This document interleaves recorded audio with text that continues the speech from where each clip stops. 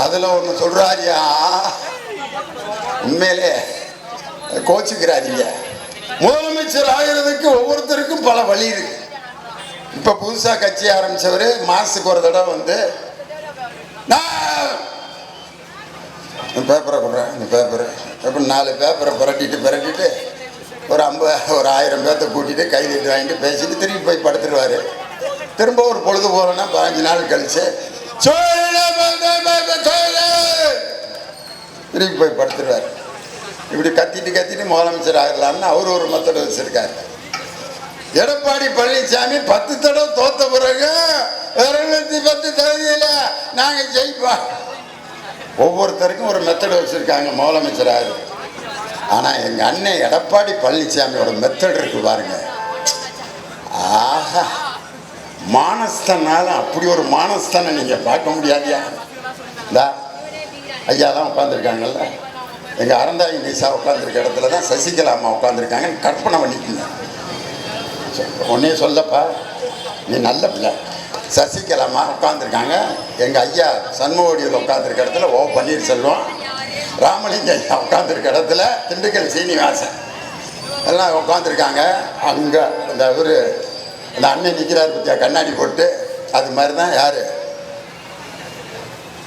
மானஸ்தன் நின்றுகிட்டு இருந்தார்.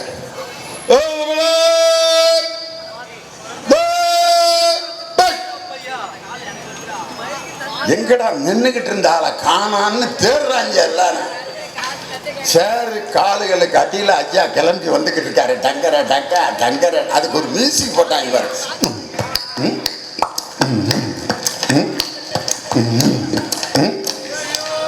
எங்க திண்டுக்கல் சீனிவாசன் வேட்டியில யாரோ உரசுறானேன்ட்டு எதுவும் பாம்பு கம்பு போத அப்படின்னா, ஏ ஐயா போயிட்டு இருக்காரா.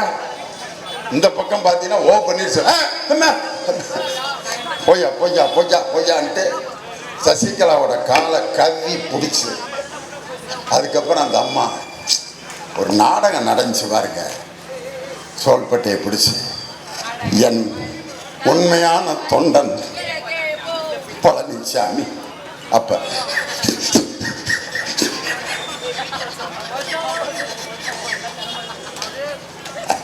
அன்னைக்கு போட்ட அழுகதான் தமிழ்நாட்டையே நான் அழுக வைக்க போறேன்ட்டு அன்னைக்கு நடித்த அந்த நடிப்பு. தீபாவளிக்கு ஒருத்தன் பேண்ட் தைச்சிட்டு வந்திருக்கேன். யாரோ ஒரு கூறுகட்டு டெய்லர்கிட்ட தைச்சிருக்கேன்.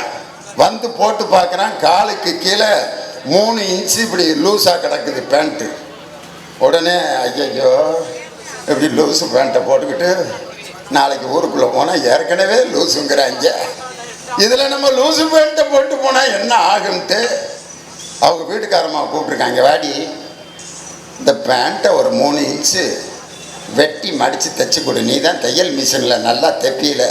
அந்த அம்மா போயா, அதிரச மாவு புழிஞ்சு வச்சுருக்கேன், அதெல்லாம் சுடணும், நான் அப்புறம் காலையில் வேணால் தைச்சி தாரேன் வா அப்படின்னு. அவங்க அம்மா, ஏம்மா உன் மகன் பேண்ட்டு லூஸாக கிடக்குதுமா, ஒரு 3 இன்ச்சு வெட்டி தைச்சி கொடுமா.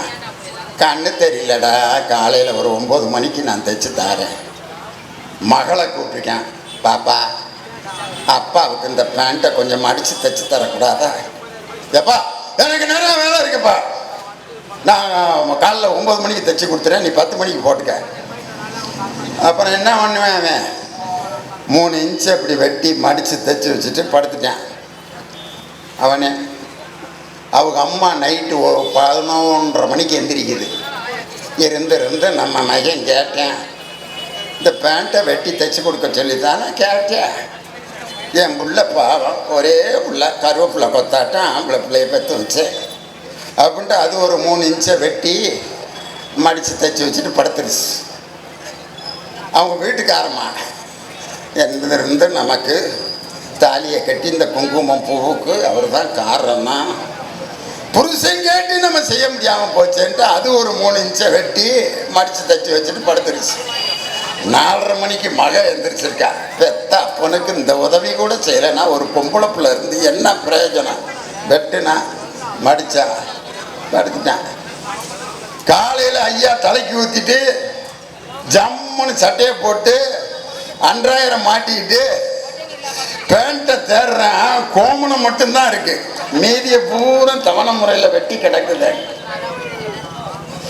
உங்களுக்கு கொடுத்த அந்த 4.5 ஆண்டுகளில் 50 ரூபாய் கொடுக்க கூட துப்பில்லாத எடப்பாடி பழனிசாமி இன்று என் தலைவரை பார்த்து கை நீட்டி பேசுவதற்கு எந்த அருகதையும் எடப்பாடி பழனிசாமிக்கு இல்லை. அதுல ஒண்ணு சொல்றாரியா, உண்மையிலே கோச்சுக்கிறாதீங்க. முதலமைச்சர் ஆகிறதுக்கு ஒவ்வொருத்தருக்கும் பல வழி இருக்கு. இப்ப புதுசா கட்சி ஆரம்பிச்சவரு மாசத்துக்கு ஒரு தடவை வந்து பேப்பரை கொடுறேன், இந்த பேப்பரு எப்படி 4 பேப்பரை புரட்டிட்டு ஒரு 1000 பேர்த்த கூட்டிட்டு கை நீட்டு வாங்கிட்டு பேசிட்டு திரும்பி போய் படுத்துருவாரு. திரும்ப ஒரு பொழுது போறோன்னா 15 நாள் கழிச்சு திரும்பி போய் படுத்துருவாரு. இப்படி கத்திட்டு முதலமைச்சர் ஆகலாம்னு அவரு ஒரு மெத்தட் வச்சிருக்காரு. எடப்பாடி பழனிசாமி 10 தடவை தோத்த பிறகு 210 தொகுதியில நாங்க ஜெயிப்போம். ஒவ்வொருத்தருக்கும் ஒரு மெத்தட் வச்சிருக்காங்க முதலமைச்சர் ஆகுது. ஆனா எங்க அண்ணன் எடப்பாடி பழனிசாமியோட மெத்தட் இருக்கு பாருங்க. ஆஹா, மானஸ்தனால அப்படி ஒரு மானஸ்தனை நீங்க பார்க்க முடியாதியா.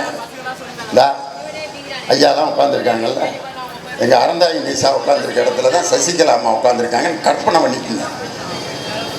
உடனே சொல்லப்பா, நீ நல்ல பிள்ளை.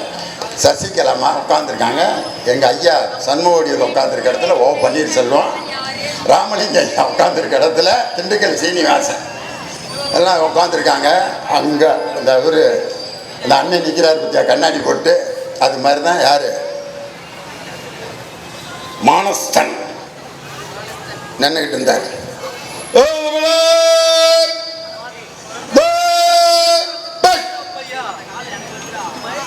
எங்கடா நின்றுகிட்டு இருந்தால காணான்னு தேடுறாங்க எல்லாரும்.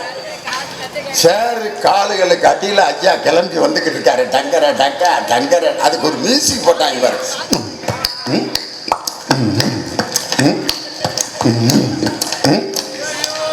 எங்க திண்டுக்கல் சீனிவாசன் வேட்டியில யாரோ உரசுறானேன்ட்டு எதுவும் பாம்பு கும்பு போத அப்படின்னா, ஏ ஐயா போயிட்டு இருக்காரா.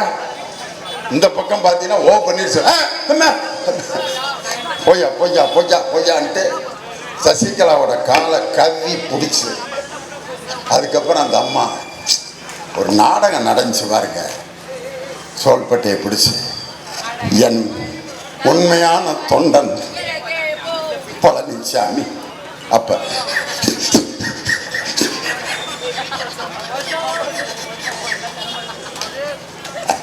அன்னைக்கு போட்ட அழுகதான் தமிழ்நாட்டையே நான் அழுக வைக்க போறேன்ட்டு அன்னைக்கு நடித்த அந்த நடிப்பு.